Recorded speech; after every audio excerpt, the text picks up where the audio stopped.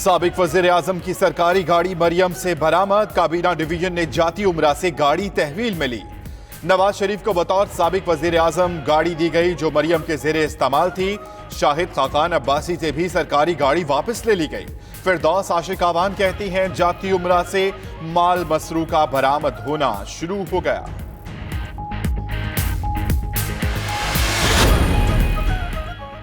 Opposition leader Shahbaz शरीफ की नैब में फिर तलबी। आज 2 बजे लाहौर ऑफिस में पेश होने का नोटिस। आमदन से जायद असासाजात और मुबैना मनी लॉन्ड्रिंग केस में मतलूबा दस्तावेजात साथ लाने की हिदायत। शहबाज शरीफ की लीगल टीम से मुशावरत। उबूरी जमानत कराए बगैर नैब में पेश होने का इनकार।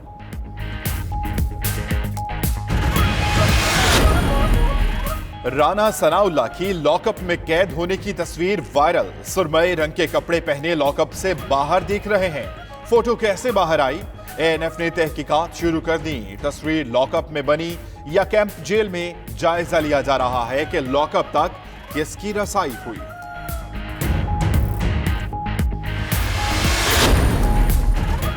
इमरान खान से chairman joint chiefs of staff और वजीर आला पंजाब की भी मुलाकातें।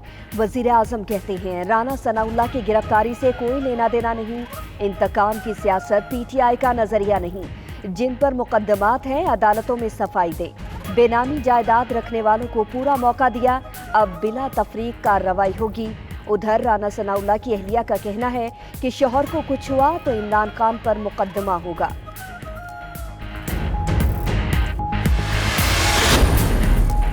इमरान खान ने स्टेटस को चैलेंज किया। सियासी खानदानों के खिलाफ इमरान खान को चुना गया।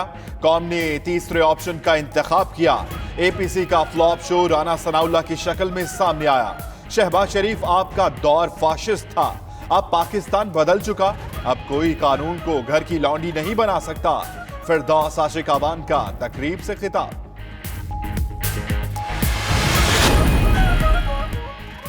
एमनेस्टी स्कीम में रजिस्ट्रेशन का रिकॉर्ड बन गया। 1,37,000 अफराद रजिस्टर्ड हुए। 3,000 अरब के असासे डिक्लेयर और 70 अरब टैक्स जमा हुआ। हफीज शेख, हमाद अजहर और शब्बर जैदी की प्रेस कॉन्फ्रेंस। बोले IMF के कर्जे का मार्कअप 3% और अदायगी की मुद्दत 10 साल हो सकती है। अब मिशन 5,500 अरब का टारगेट पूरा करना है। बैरून मुल्क बैंक अकाउंट्स में $7.5 अरब मौजूद। सिर्फ 650 अफराद के अकाउंट्स में $4.5 अरब पड़े हैं। FBR ने 1,52,000 से जायद खुफिया अकाउंट्स का भी सुराग लगा लिया। असद उमर की जेर सदारत कौमी असम्बली की कामा कमेटी के इजलास में FBR हुक्काम का बड़ा इंकशाफ।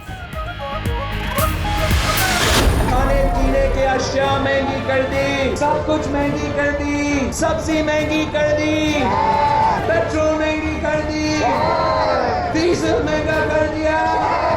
हम इस हालात में पहुंच गया है कि मरना महंगा है, जीना महंगा है, मगर खून सस्ता है। ये किस किस्म की तब्दीली है? मरना महंगा, जीना महंगा, ये कैसी तब्दीली है? महंगाई के सुनामी ने अवाम को डबो दिया। दवाई, चीनी, कपड़े, दूध समेत हर चीज पर टैक्स। पाकिस्तान नहीं, PTI MF का बजट है। सिलेक्टेड वजीर आजम सदारती निज़ाम चाहता है। अवाम आज़ादाना सहाफत और सियासत। इलेक्शन कमीशन है या सलेक्शन कमीशन? धांधली ज़दा हुकूमत ने धांधली से बजट मंजूर कराया। पहली बार वजीर आजम ने बजट के लिए वोट नहीं डाला। बिलावल भुट्टो का मेहमद में जलसे से खता। भारतीय दहशतगर्द कुलभूषण का फैसला 17 जुलाई को होगा। आलमी अदालत इंसाफ ने तस्दीक कर दी। डेप्यूटी रजिस्ट्रार ने हॉलैंड में पाकिस्तानी मिशन के जरिए अटॉर्नी जनरल और दफ्तर खारजा को खत लिखकर आगाह कर दिया। आलमी अदालत ने फैसला 22 फरवरी को महफूज किया था। कराची से बन्नू जाने वाला ट्रेलर नवाबशाह में हाई टेंशन लाइन से टकरा गया। आग लगने से ट्रेलर पर मौजूद लाखों रुपए का सामान जल गया। ड्राइवर ने कूद कर जान बचाई। फायर ब्रिगेड की गाड़ियों ने जिद्दोजहद के बाद आग पर काबू पाया।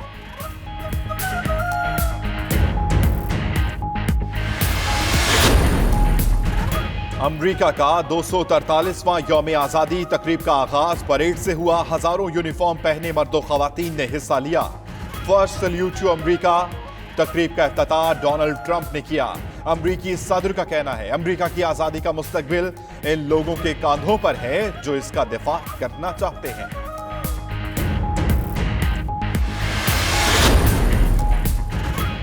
बरतानवी मेरीन्स ने जिब्राल्टर में ईरान का शाम के लिए तेल ले जाने वाला टैंकर कब्जे में ले लिया।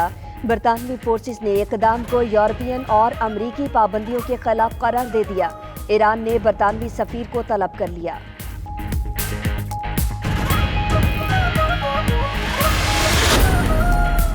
लीबिया से गैर कानूनी तौर पर यूरोप जाने वाले मुहाजिरीन की कश्ती को हादसा, 82 अफराद लापता। अक़वाम मुत्तहिदा की एजेंसी बराए मुहाजिरीन के मुताबिक कश्ती में 86 अफराद सवार थे। मछेरों ने 4 अफराद को बचा लिया। एक शख्स बादअज़ां अस्पताल में दम तोड़ गया।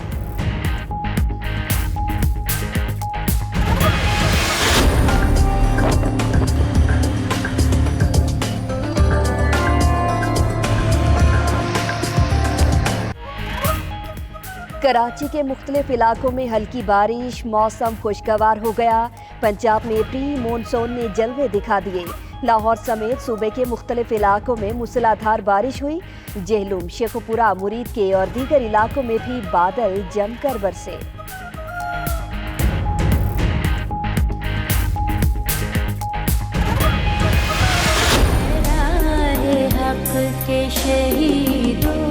वफा की तस्वीरों, तुम्हें वतन की हवाएं सलाम कहती हैं।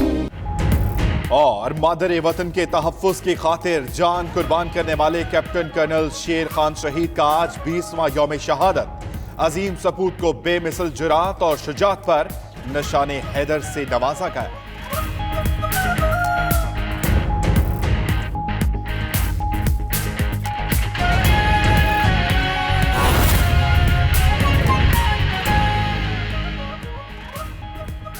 बिस्मिल्लाहिर्रहमानिर्रहीम, अस्सलामु अलैकुम। 92 न्यूज़ के साथ मैं हूं अम्मान अली खान।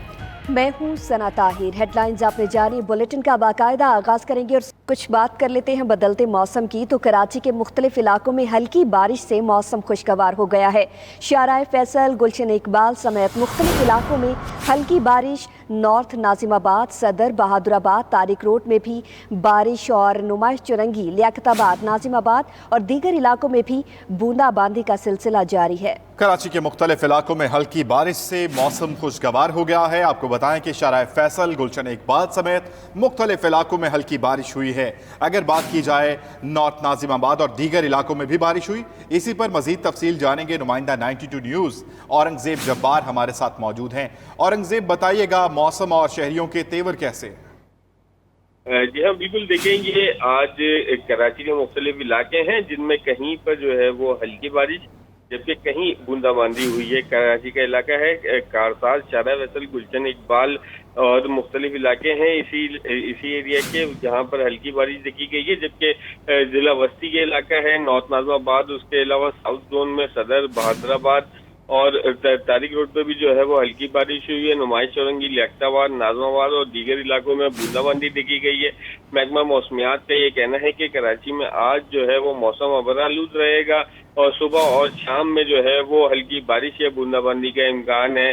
शहर का जो दर्जा हरारत है वो बताया गया है कि इस वक्त 27 डिग्री सेंटीग्रेड है, जबकि ये दोपहर के वक्त में जो है वो ठीक है। गर्मी की शिद्दत में कमी हुई है। बहुत शुक्रिया आपका औरंगजेब जब्बार, आपने हमें आगाह किया।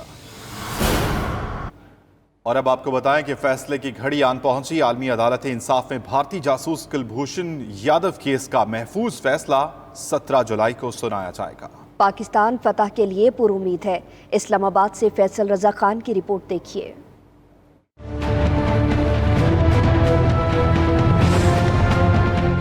फैसले की घड़ी आन पहुंची। आलमी अदालत इंसाफ ने भारतीय जासूस और दहशतगर्द कमांडर कुलभूषण यादव केस का महफूज फैसला सुनाने का ऐलान कर दिया। पाकिस्तान की कानूनी टीम मुकदमे के हवाले से मुतमईन और फतह के लिए पुरुमीद। भारतीय जासूस कुलभूषण यादव को 3 मार्च 2018 को पाकिस्तान ईरान सरहदी इलाके से गिरफ्तार किया गया। भारतीय जासूस भारतीय नेवी का हाजिर सर्विस ऑफिसर और रॉ के एजेंट के तौर पर काम कर रहा था। अप्रैल 2018 में कुलभूषण यादव के खिलाफ दहशतगर्दी की दफात के तहत FIR दर्ज की गई, जिसके बाद फौजी अदालत ने भारतीय जासूस को मुल्क में दहशतगर्दी की सरगर्मियों में मुलव्विस होने का मुजरिम करार देते हुए सजाए मौत सुना दी। गुज़िश्ता साल मई में भारत ने अपने जासूस कुलभूषण यादव की फांसी रुकवाने के लिए आलमी अदालत इंसाफ में दरख्वास्त दायर कर दी। 15 मई 2018 को भारतीय दरख्वास्त पर समाअत का आगाज हुआ। उसके बाद दोनों जानिब का मौक़िफ़ सुनने के बाद अदालत ने 22 फरवरी 2019 को फैसला महफूज कर लिया था।